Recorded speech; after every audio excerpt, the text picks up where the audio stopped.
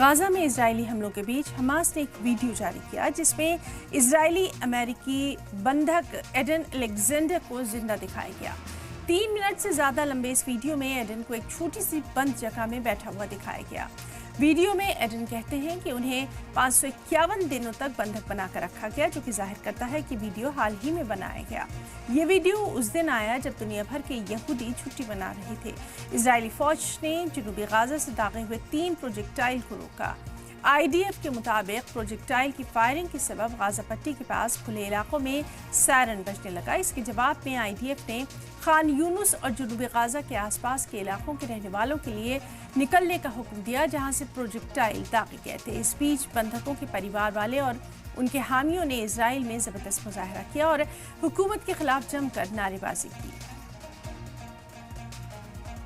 Because we are thinking that it's not okay to be happy and celebrate this holiday, since we have too many people that are not at home, and that's why we think that it's good to be here, where it's a place where everybody is gathering to talk about what's happening and not to forget our people that are just rotten now in Gaza. That's